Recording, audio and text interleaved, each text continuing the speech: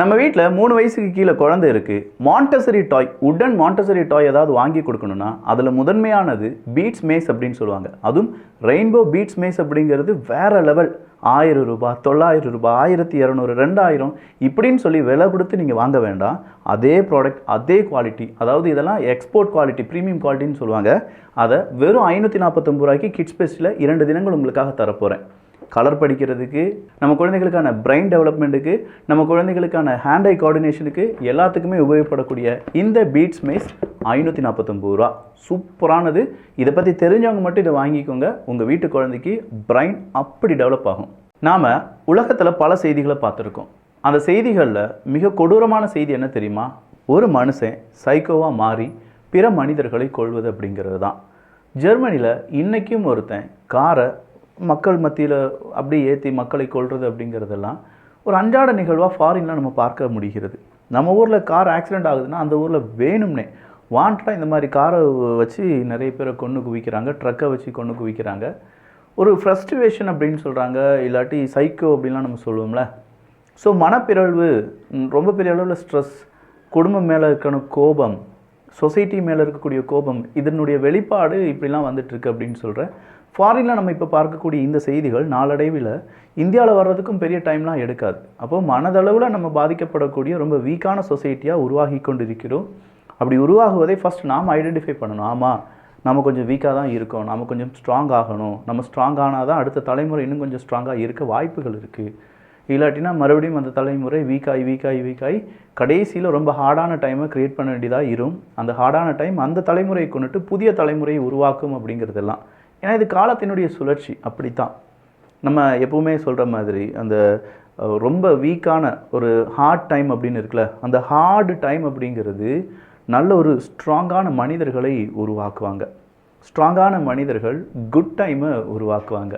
Good time அப்படிங்கிறது again கொஞ்சம் வீக்கான மனிதர்களை உருவாக்குவாங்க.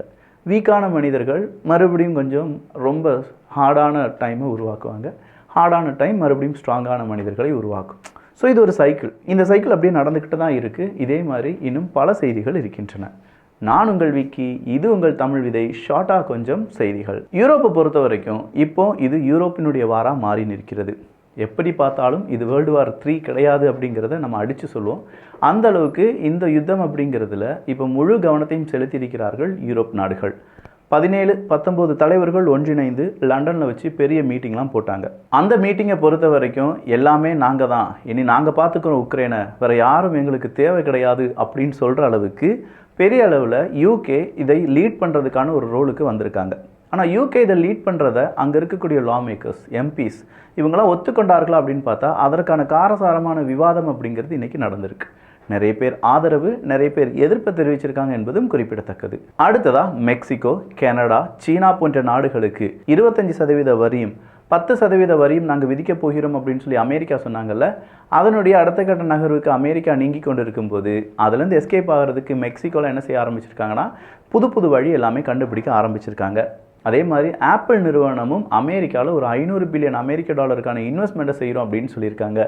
ஏன்னா ஆப்பிள் புதுசாக ஒரு 500 பில்லியன் அமெரிக்காக்குள்ளே கொண்டு கொட்டுற அப்படின்னு கேட்டால், இல்லைப்பா தேவையில்லாமல் எதுக்கு இந்த டேரிஃப் யுத்தத்தில் நானும் வந்துக்கிட்டு கடைசி ஐஃபோன் விற்பனையில் இது ஒரு பாதிப்பை ஏற்படுத்தி ஒட்டுமொத்தமாக எங்களுடைய மார்க்கெட்டை பதம் பார்க்குறதுக்கு நாங்கள் விரும்பலை. அதனால் ஒரு 500 பில்லியன் அமெரிக்க டாலரை அமெரிக்காவில் கொண்டு இன்வெஸ்ட்மெண்ட் பண்ண போகிறோம். டொனால்டு ட்ரம்ப் அவர்களுடைய ஆட்சி காலம் இருக்கிற வரைக்கும் இப்படி தான் நம்ம செஞ்சாகணும் அப்படின்னு சொல்லி ஆப்பிள் வெளிப்படையாகவே இதை ஒத்துக்கொண்டு டேரிஃப்லேருந்து தப்பிப்பதற்காக புதிய இன்வெஸ்ட்மெண்ட் அப்படிங்கிறத செஞ்சுருக்காங்க. அப்போ இதே மாதிரி மெக்சிகோ, கனடா போன்ற நாடுகள் எல்லாருமே அமெரிக்காவில் இன்வெஸ்ட்மெண்ட்லாம் பண்ணாங்கன்னா ஒருவேளை டேரிஃபினுடைய அந்த பெர்சன்டேஜ் அளவு கம்மியாக வாய்ப்புகள் அதிகமாக இருக்கிறது. சீனா நாங்களும் பதிலுக்கு பதில் டேரிஃப் உயர்த்துவோம் அப்படின்னு சொல்லி 10% திருப்பி போடு, 10% நானும் உனக்கு தரக்கூடிய பொருட்களுக்கெல்லாம் 10% அப்படின்னு சொல்லி ஓவராலாக ரத்தத்துக்கு ரத்தம், பல்லுக்கு பல், கண்ணுக்கு கண் அப்படிங்கிற லெவலில் 2 பேருமே சண்டை போட்டுட்ருக்காங்க. சீனாவை ஓரம் கட்டிவிட்டு 2 வல்லரசுகள் ரஷ்யா மற்றும் அமெரிக்கா நட்பாக மாறுவார்களா அப்படிங்கிற ஒரு கேள்வியுடன் உலக அரசியலில் பெரும் மாற்றம் ஒன்று ஒளிந்திருக்கிறது. செலன்ஸ்கி அவர்களை பொறுத்த வரைக்கும் அவர் பேசினது எல்லாமே தவறு தான். அதை நியாயப்படுத்தவே முடியாது. அது எனக்கும் கோபத்தை ஏற்படுத்தியது. அவர் அடுத்ததாக என்ன செய்ய போகிறார் அப்படிங்கிறதுலாம் எங்களுக்கு தெரியும். பட் அவருடைய தவறை அவர் உணர்ந்து கொள்ளவில்லை என்றால் அவர் தோற்பது அப்படிங்கிறது உறுதி. அதற்கு பின்னாடி அமெரிக்கா எல்லளவும் இருக்காது அப்படிங்கிறத ரொம்ப காட்டமாக பதில் கொடுத்திருக்கிறார் டொனால்டு ட்ரம்ப் அவர்கள். அவருடைய ட்ரூத் அப்ளிகேஷனில் இதை அவர் பகிர்ந்திருக்கிறார். சொல்லப்போனால் டொனால்டு ட்ரம்ப் அவர்களுக்கு கோபம் நிறையவே இருந்திருக்கும். நேருக்கு நேராக இருந்து ஒரு மனுஷன், அதுவும் அமெரிக்க அதிபரை பார்த்து இப்படித்தான் நான் தேங்க்யூலாம் சொல்ல முடியாது, இவ்வளோ தான் நான் சொல்லுவேன், இப்படி தான் என்னுடைய ட்ரெஸ் இருக்கும், போர் முடிந்த பிறகு வேறு ட்ரெஸ் போட்டுக்கிறேன், இப்படிலாம் சொல்கிறது முதல் முறையாக இருக்கும். இதை டொனால்டு ட்ரம்ப் அவர்கள் எதிர்பார்த்தாரா இல்லையா, எல்லாருமே ப்ரெஸ்ஸோடி காத்துட்டு இருந்தாங்களே, இந்த ஒரு தருணத்துக்காக தான் காத்துட்டு இருந்தாங்களா அப்படிங்கிற பல கேள்விகள் இதற்கு பின்னால் உருவாகிறது. யூரோப்பியன் லீடர்ஸை பொறுத்த வரைக்கும் அடுத்ததாக புதிய கூட்டணியை உருவாக்கி அந்த கூட்டணி வழியாக உக்ரைனுக்கான உதவிகளை செய்வதற்கு நாங்கள் தயாராகி வருகிறோம் என்கிற தகவலை கொடுத்திருக்காங்க. காசா, இஸ்ரேல் காசாவினுடைய முதல் கட்ட போர் நிறுத்தம் ஃபேஸ் 1 அப்படிங்கிறது முடிஞ்சிருச்சு.